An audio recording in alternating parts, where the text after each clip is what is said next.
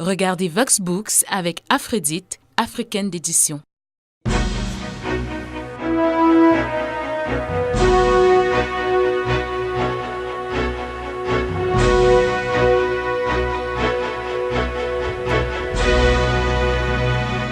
Madame, Monsieur, bonsoir. Heureux de vous retrouver une fois de plus dans Vox Books. Comprendre les processus économiques qui conduisent à la richesse des nations a toujours été la préoccupation majeure des générations successives d'économistes depuis Adam Smith. La littérature économique élabore ainsi différentes théories qui vont traduire la diversité des approches à travers lesquelles le développement économique se conçoit. Ces différentes approches ont inspiré de nombreuses politiques menées avec plus ou moins de succès par les gouvernements. L'ouvrage « Document de stratégie pour la croissance et l'emploi au Cameroun. Comment atteindre une croissance à 2 chiffres » essaie de comprendre dans une démarche constructive les causes des résultats en demi-teinte du DSCE, aussi bien que l'absence d'une croissance à 2 chiffres au Cameroun. Pour cela, il interroge le fondement théorique de ce document, à la lumière duquel il est possible de mettre en évidence ses forces et ses faiblesses, de souligner les mesures d'encadrement ou d'initier une réforme éclairée. Voici le portrait de notre invité. Bienvenue à toutes et à tous dans Vox Books.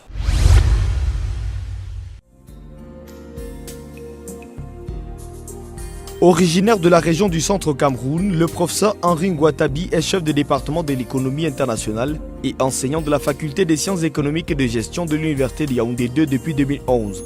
Il a soutenu son doctorat à l'université de Versailles-Saint-Quentin en Yvelines en 1999. Actuellement, il dispense plusieurs cours à l'université de Yaoundé 2 et dans d'autres universités africaines. Il a publié plusieurs articles scientifiques dans des revues africaines et européennes. Il a été directeur du Centre de recherche en économie et gestion. À ce titre, il a dirigé plusieurs travaux de recherche en économie en partenariat avec de nombreuses organisations internationales. Directeur de rédaction de l'ouvrage intitulé « Document de stratégie pour la croissance et l'emploi au Cameroun. Comment atteindre une croissance à 2 chiffres » publié dans la collection Intelligentsia d'Aphrodite. Professeur Henri Ngouatabi est membre de plusieurs sociétés savantes. Il a participé à plusieurs conférences sur l'économie en Afrique, en Europe et en Amérique du Nord. Professeur Ngouatabi est l'invité de Vox Books. Professeur Henri Ngouatabi, bonsoir et merci d'être venu sur Vox Books. Bonsoir, merci. Alors, c'est vrai que vous êtes économiste, on l'a d'ailleurs remarqué à travers votre portrait, mais quand est-ce que vous dites, ça y est, il faut que j'écrive quelque chose en rapport au DSCE, au document de stratégie pour la croissance et l'emploi au Cameroun? Ah, ça c'est intéressant, parce que j'ai entendu beaucoup de critiques concernant ce document, et chaque fois, c'est beaucoup plus des critiques que j'entendais. Et on se posait la question, mais pourquoi l'université ne s'empare pas de ce problème? Et justement, lors d'un conseil d'administration, paix à son âme, le feu PCA Peter Agbotabi dit qu'il y a suffisamment d'argent pour la recherche à soi et il aimerait que quelque chose soit fait. Et à cet effet, il organise un conseil d'administration restreint portant sur la recherche. Des décisions ont été prises, des propositions ont été faites. Il a été arrêté que l'université réfléchisse sur le document de stratégie pour la croissance et l'emploi. Ce travail m'a été confié avec toute une équipe pour monter le processus. Différentes équipes ont été sélectionnées. Moi, mon équipe a été aussi retenue pour travailler sur un morceau de ce document. Il fallait que l'université donne sa voix et c'est ce que l'université a fait. Si vous le voyez très bien, après ce conseil d'administration, le livre lui-même, il est préfacé par le recteur de l'université de Yaoundé 2. C'est un projet institutionnel, mais ils nous ont demandé de travailler scientifiquement, sans concession et de façon constructive. Alors, le document de stratégie pour la croissance et l'emploi au Cameroun, comment atteindre une croissance à 2 chiffres, c'est le titre justement de cet ouvrage. Qu'est-ce que c'est concrètement? Évidemment, vous savez que l'objectif de ce document, c'était de nous amener vers la prospérité. Et d'après les analyses, la prospérité ou alors le panier de la ménagère se sentira renforcé à partir du moment où on aura une croissance à 2 chiffres. Mais pour l'instant, vous savez, la croissance au Cameroun est stagne, elle tourne autour de 5, voire 6%. Et évidemment, nous nous sommes donc posé des questions de savoir, mais pourquoi cette croissance tourne toujours autour de 5, voire 6%, et pourquoi on ne va pas au-delà? On a donc, à l'aune de la science, on a donc analysé ce document en essayant de le scruter. Pour faire simple, je vous le dis, c'est comme une voiture. On a pris ce document comme une voiture. Et en auscultant cette voiture, nous avons constaté qu'il y a des boulons qui ont été bien vissés, il y a des boulons qui ont été à moitié vissés, il y a des boulons qui ont été tout juste posés, et il y a des boulons qui n'étaient même pas du tout en place ou dont on n'a même pas pensé. Et c'est ce qui fait donc que la voiture roule, mais elle n'arrive pas à accélérer comme il le faut pour atteindre l'objectif à 2 chiffres. Et justement, à la page 22, vous dites pour comprendre les causes des résultats endémités du DSCE, aussi bien que l'absence d'une croissance à 2 chiffres au Cameroun, il semble judicieux d'interroger le fondement théorique de ce document, à la lumière duquel il est possible de mettre en évidence ses forces et ses faiblesses, de souligner les mesures d'encadrement ou d'initier une réforme éclairée. Et justement, à ce niveau, vous évoquez les théories de fondement du Big Push, que vous appelez justement la grande poussée, qui est l'accélération dont vous étiez en train de parler. Vous parlez de quel fondement à ce niveau? Parce qu'il faut qu'on comprenne exactement. Oui, vous savez, avant le DSCE, il y avait ce qu'on a appelé le DSRP. C'était pour la réduction de la pauvreté. Oui. Évidemment, tous ces documents étaient élaborés pour répondre à certains critères des bailleurs de fonds. Et les fondements théoriques, scientifiques, étaient donc quasiment un peu à la traîne. Il fallait donc questionner ces fondements scientifiques pour d'abord bien classifier ce document. Où est-ce qu'il se trouve scientifiquement? C'est ce que nous avons fait. Et en le lisant, nous avons constaté que ça cadre avec les stratégies de développement où tous les secteurs d'activité, secteur primaire, secteur secondaire, secteur tertiaire, doivent démarrer au même moment, au même rythme et soutenus au même rythme d'investissement, de financement. Et vous voyez, une telle stratégie nécessite, 1, beaucoup d'argent et 2, un grand niveau de coordination. Évidemment, c'est ça, et c'est pour ça que nous avons classé ce document, donc les théories de développement qui concernent vraiment la grande poussée. C'est-à-dire tout démarre au même moment, tout est fait au même moment, et rien n'est laissé. C'est pour ça que vous voyez, chaque ministère, à la limite, appliquait le DSCE à son niveau. Et il faut voir que cette stratégie a les 2 grandes difficultés que je viens d'évoquer, les financements et les problèmes de coordination. Alors justement, par rapport à ces difficultés, quelle est l'alternative que vous proposez justement? L'alternative, elle est très simple. L'alternative, parfois l'économie est simple, c'est de ne pas tout embrasser au même moment. C'est vrai qu'il y a des bases en termes d'infrastructures et il faut regarder où sont ses forces. Et à partir du moment où vous avez identifié vos forces, vous pouvez à ce niveau-là prendre 1 ou 2 éléments, essayer de faire ce qu'on appelle des chaînes de croissance à ce niveau, des chaînes de valeur, pardon, pour arriver à créer de la plus-value. Et évidemment, le Cameroun, dans cette étude, on le dit très bien, a un niveau de diversification qui est très intéressant. Le taux de diversification de l'économie camerounaise, dans une étude précédente qu'on avait faite avec l'African African Center for Economic Transformation, on avait découvert que le taux de diversification de l'économie camerounaise est de 69%. C'est une très bonne base pour aller vers l'économie libérale. Et à partir du moment où vous avez cette base, il suffit de prendre 1 ou 2 ou 3 éléments dans cette base pour arriver à les développer en termes de chaîne de croissance, tirer des grands bénéfices et ensuite alimenter les autres secteurs au lieu de vouloir tout faire à la fois. Donc c'est aussi simple que ça. Et c'est ça qu'on appelle aujourd'hui la transformation structurelle. Cette transformation structurelle dont vous évoquez, comment faire pour établir le pont? On a le Big Push qui est la grande poussée. Comment établir le pont justement entre ce Big Push et cette transformation structurelle? Je veux dire, quelles sont les pistes théoriques d'ajustement que vous proposez à ce niveau? Oui, dans la transformation structurelle, vous avez en gros, je vais vous dire, 4 éléments fondateurs. Vous avez ce que j'appelle le D, la diversification de l'économie. On l'a déjà. Vous avez le E, c'est les exportations compétitives. Là, nous sommes à la traîne. Parce que si vous ne vendez pas à l'extérieur, vous n'avez pas des recettes en devises qui vous permettent d'équilibrer votre balance de paiement et ensuite de régler le problème de la balance commerciale. Aujourd'hui, nous sommes dans une stratégie de substitution des importations. Par exemple, quand je vois la bagarre entre le maquereau et les silures, ou le maquereau et les tilapias, c'est une bagarre perdue parce que le maquereau a déjà une chaîne de valeur mondiale très solide. Ouais. Et si vous voulez contrer le maquereau en investissant dans les tilapia, au lieu d'aller d'abord vers les exportations compétitives pour attirer des devises, c'est un combat perdu d'avance. Donc il y a le E, exportation compétitive. Et là, le Cameroun n'est pas à la traîne parce que le taux d'exportation compétitive du Cameroun est de l'ordre de 21%. Ensuite, nous avons la productivité. Ah ben là, c'est les investissements qu'il faut. Là, il faut des investissements, la formation, le matériel. Et cette compétitivité aussi est de l'ordre de 31%. Et ensuite, vous avez la mise à niveau de la technologie. Là encore, nous sommes encore pas à la traîne parce que cette mise à niveau aussi est de l'ordre de 31%. Vous voyez, dans les marges. Finalement, tout ça nous conduit au bien-être.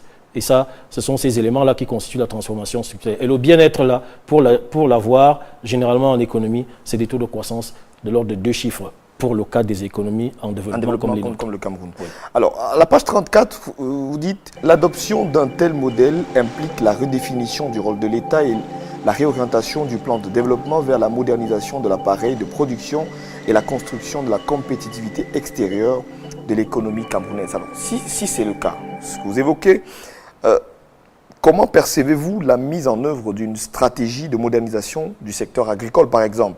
Autrement dit, dans quel cadre concevez-vous la modernisation des productions végétales, etc., compte tenu des objectifs visés par le développement de ce secteur au Cameroun? Oui, il faut préciser que dans cette étude, nous avons travaillé sur le chapitre croissance. Et dans le chapitre croissance, nous avons travaillé sur la modernisation du secteur agricole, la modernisation du secteur industriel, la diversification et l'intégration régionale. Et donc, dans la modernisation de l'outil de production, lorsque nous scrutons le document, nous constatons très bien qu'il y a une très bonne littérature. Mais maintenant, les outils qui permettent de mettre en œuvre ou de mesurer cette amélioration de l'outil de production pêche un peu. Ça rejoint ce que je parlais des boulons bien vissés, plus ou moins vissés, et ainsi de suite. Par exemple, si vous regardez dans le DSE, ils nous disent que pour mesurer l'amélioration de l'outil de production agricole, il faut aller vers le quantitatif, c'est-à-dire si la production passe de 1000 à 1200, l'augmentation de 200 est une amélioration. Et à ce moment, on peut valider l'option amélioration de l'outil de production. C'est là tout le problème. Il faut plutôt utiliser les outils qui sont liés à la productivité, c'est-à-dire le rendement à l'hectare, les engrais utilisés, la mécanisation. Ça, c'est des mesures qui permettent de voir si les fondations sont vraiment assises pour pouvoir faire rouler cette voiture à grande vitesse. Si ces fondations ne sont pas assises, c'est très difficile. Et dans le cas du DSE, ce n'est même pas un problème de personne. Là, vous allez voir quelques éléments qui sont listés. Et si vous les réalisez, vous n'êtes pas sûr que la voiture va rouler. Et c'est ça toute la difficulté. C'est-à-dire, un ministre peut faire ce qui est écrit dans le DSE, mais comme il manque des éléments scientifiques qui permettent de rendre ce document robuste, la voiture va rouler, mais pas à la vitesse normale. Ou à la vitesse qu'elle devrait. À la vitesse qu'elle devrait pour atteindre le taux de croissance. Et évidemment, et in fine, on va faire des analyses en disant, mais tiens, tel ministre n'a rien fait, tel autre n'a rien fait. Non, ce sont donc ces éléments scientifiques que nous apportons. C'est pour cela que notre démarche est très constructive. Nous apportons en disant, si vous avez ce package, vous allez voir, la voiture va rouler correctement. Mais en ayant le package, il faut faire des choix. C'est ça la conclusion finale au bout. Autre secteur, et pas des moindres, c'est le secteur industriel, que vous proposez également une modernisation. Cette modernisation du secteur industriel, par quoi passerait-elle? La modernisation du secteur industriel, ça rejoint en même temps ce que je viens de dire pour le secteur agricole. Vous voyez, les éléments qui sont listés dans le DSE ne sont pas complets. Il y a de très bons éléments, mais ils ne sont pas complets. Il faut donc les compléter. Par exemple, vous avez l'indice de production industrielle, vous avez plusieurs variables scientifiques que je ne peux pas lister ici. Il y en a beaucoup, comme dans l'agriculture aussi. Mais plusieurs parties de ces variables ont été oubliées parce qu'on a fixé tout dans le quantitatif au lieu d'aller dans l'analyse scientifique. Et c'est là toute la difficulté. Le quantitatif, il peut augmenter parce qu'il y a des variables naturelles. Le soleil, la pluie, et j'en passe. La production peut augmenter ou diminuer. Mais il faut aller dans des variables scientifiques qu'on peut lister. Il y en a beaucoup qui ont été mis dans le document. Et ce sont ces variables donc qui permettent de voir si l'outil de production est vraiment amélioré. Mais pour voir s'il est amélioré, il faut que ces variables-là soient mises en œuvre. Si elles ne sont pas mises en œuvre, vous ne pouvez pas évaluer l'amélioration. Du coup, comme ces variables sont manquantes, malgré tous les efforts qui sont faits par ceux qui appliquent, évidemment, les efforts sont faits, le taux de croissance, il est là à 6%. Ça veut dire que des choses sont faites, mais ce n'est pas suffisant pour qu'on puisse accélérer. Ces variables, donc, on les retrouve dans le livre et il va falloir les prendre en compte, peut-être dans le cadre d'une révision du document de stratégie pour la croissance et l'emploi, puisque d'ici 2020, normalement, il doit être révisé ou alors réorienté. Je crois que nous sommes déjà dans la réflexion à l'Université de Yaoundé 2 et nous mettons ces éléments à la disposition des décideurs. Alors, professeur Henri Ngouatabi, je vous propose de marquer une petite pause, le temps pour nous de suivre notre clin d'œil de la semaine et on se retrouve juste derrière. À tout de suite. Le tout premier numéro du magazine Journal scolaire est actuellement disponible. Au sommaire, le journal met au cœur du débat le retour aux sources pour proposer une réhabilitation de l'école traditionnelle au Cameroun. Dans les coulisses, guerre contre l'école buissonnière dans l'extrême nord du pays. La police interpelle une vingtaine d'élèves vagabondants dans les quartiers du Mayo-Danaï. Lutte contre Boko Haram, le lycée de Photocol réouvre enfin ses portes. Le journal s'intéresse également à l'actualité extrascolaire et revient sur le 8e Festival national des arts et de la culture, tenu du 7 au 13 novembre 2016 à Yaoundé. Politique étrangère, Donald Trump a été investi le 20 janvier dernier à la Maison-Blanche. À découvrir également une bande dessinée sur les aventures de Mbala, ainsi que plusieurs autres sujets dans ce premier numéro. Mon journal scolaire, votre bimestriel d'information et de sensibilisation de la jeunesse scolaire du Cameroun. Nous sommes de retour sur le plateau de Vox Books. Je rappelle que nous recevons le professeur Henri Ngouatabi, enseignant d'économie à l'Université de Yaoundé 2. Il est également l'auteur ou le co-auteur du document de stratégie pour la croissance et l'emploi. Comment atteindre une croissance à 2 chiffres? Un ouvrage récemment publié dans la collection Intelligentsia d'Afredite africaine d'édition. Alors, à la page 96, professeur, Oui. vous dites...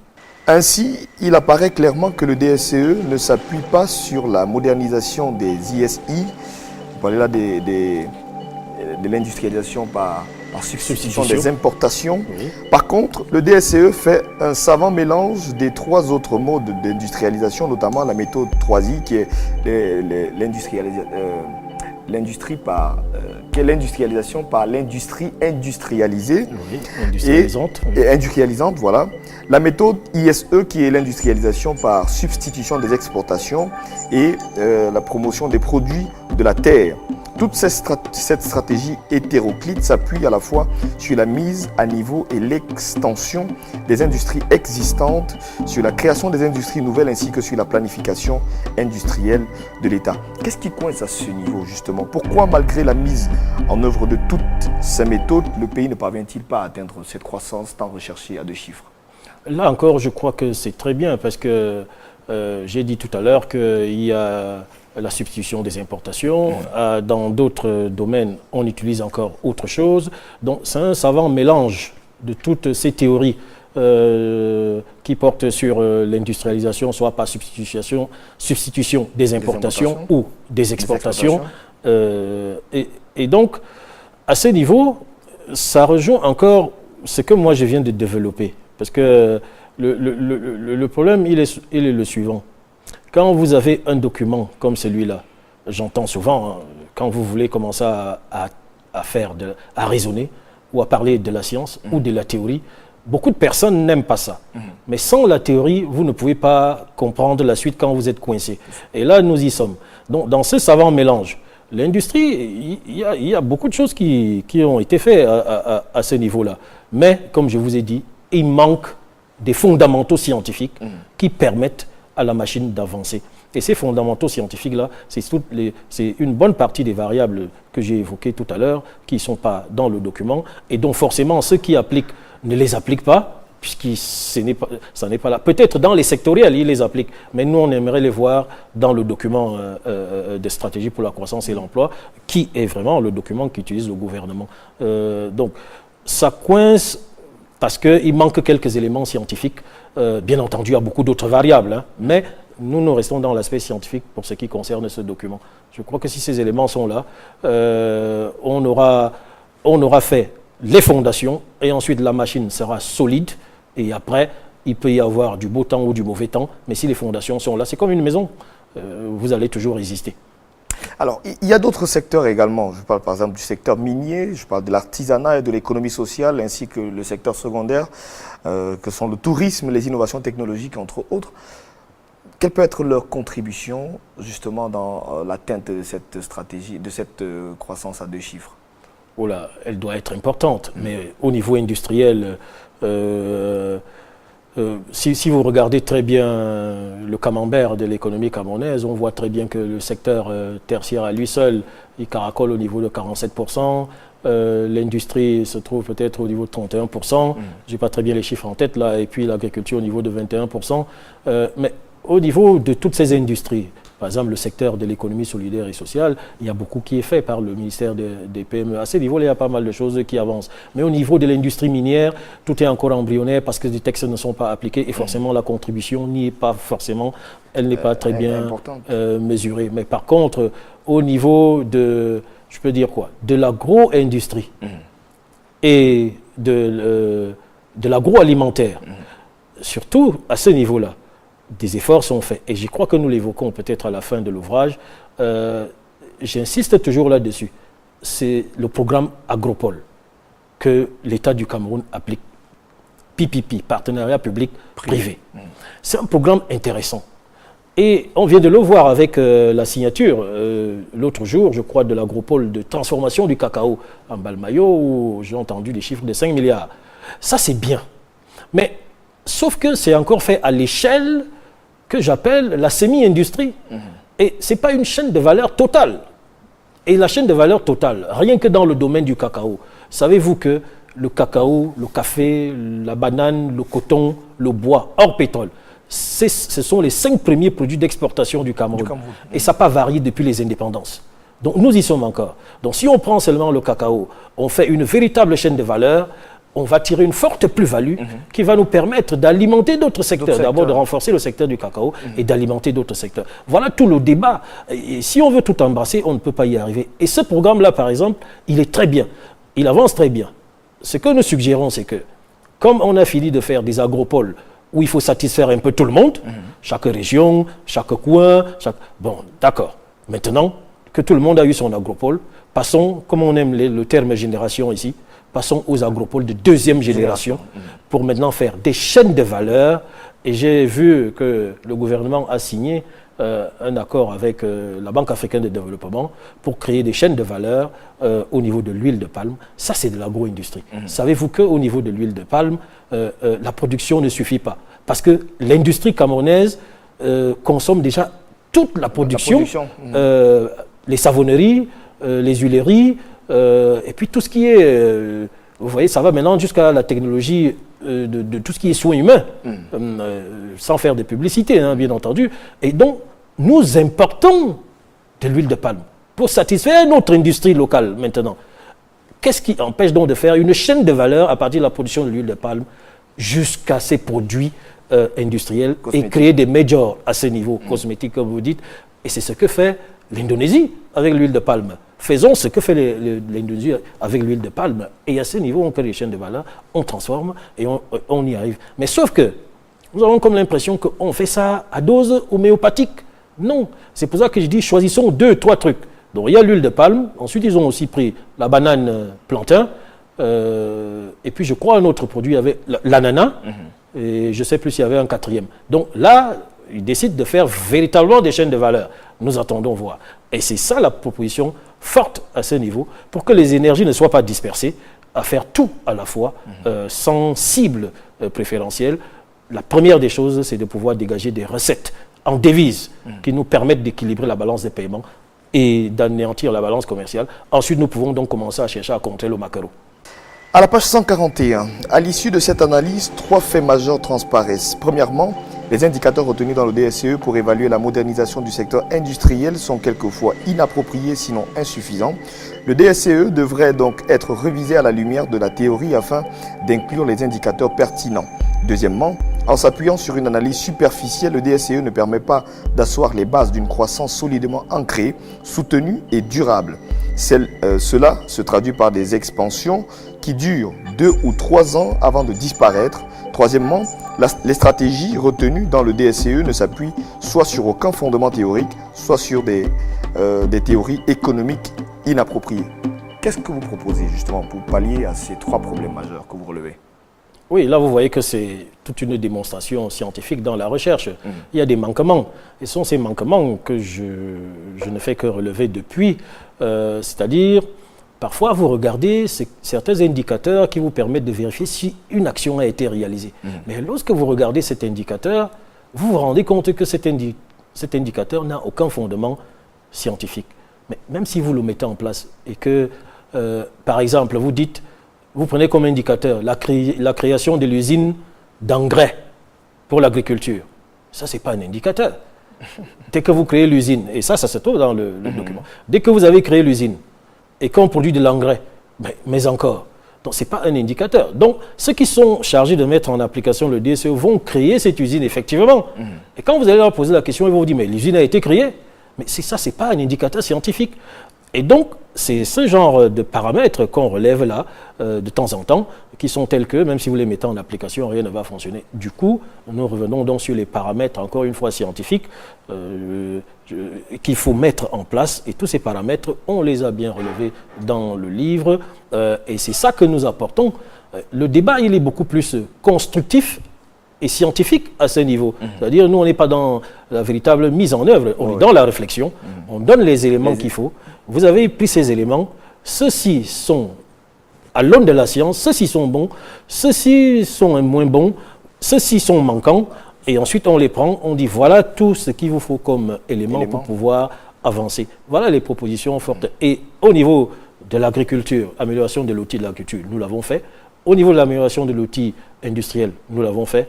Au niveau de la diversification aussi, nous l'avons fait. Voilà, c'est ça notre apport majeur. Et la conclusion forte, comme je viens de le dire, c'est qu'au bout, in fine, lorsque nous avons fini de mettre tous ces éléments, il faut faire des choix. Et si ces éléments sont mis en place, vous allez voir que, je le répète encore, la voiture va bien rouler. Merci professeur Guatabi d'être passé sur le plateau de Voxbook. Je rappelle que vous êtes enseignant d'économie à l'université de Yaoundé 2 et que vous êtes l'auteur ou le co-auteur du document de stratégie pour la croissance et l'emploi au Cameroun, comment atteindre une croissance à 2 chiffres, un ouvrage récemment publié dans la collection Intelligentsia d'Afredit. Merci encore. Merci à vous. Merci à vous également à la maison de nous avoir suivis. Continuez de réagir sur nos pages, sur nos réseaux sociaux, aux adresses qui s'affichent au bas de votre écran. On se quitte comme traditionnellement avec un livre nouvellement paru et un autre disponible en librairie. On se donne rendez-vous également la semaine prochaine. Bonsoir.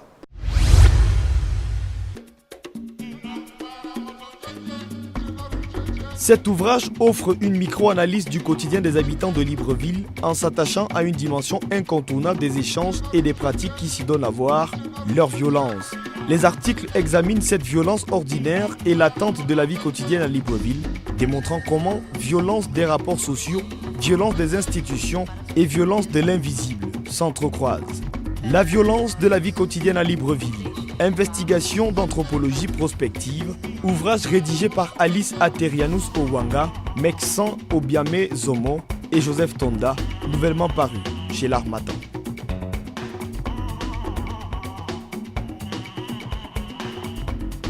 C'était la seule Agnala, et sans doute même dans tout le Soudan, à s'appeler Abderrahman. Avec son prénom d'homme et sa cicatrice à la joue, terrible signe de beauté, Abderrahman est la fille de fortune de tante Karifia, sans enfant et le cœur grand, qui l'a accueilli en lui demandant de ne plus jamais parler de la guerre. De la guerre pourtant, Abderrahman sait tout, absolument tout. C'est un jour de marché qu'elle rencontre Sirkiri, enrôlé de force dans l'armée avec son ami Ibrahim. Ni une, ni deux, Abderrahman en fait joyeusement son mari et lui demande de l'aider à se venger des terribles milices janjaouides en tuant au moins 10. Formidable épopée d'une Amazone de circonstances dans un monde en plein chaos, le Messie du Darfour est une histoire d'aventure et de guerre, une histoire d'amitié et de vengeance qui donne la part belle à l'humour et à la magie du roman. Le Messie du Darfour d'Abdelaziz Baraka Sakine, disponible aux éditions Zulma. Donnez vie à votre manuscrit chez Aphrodite.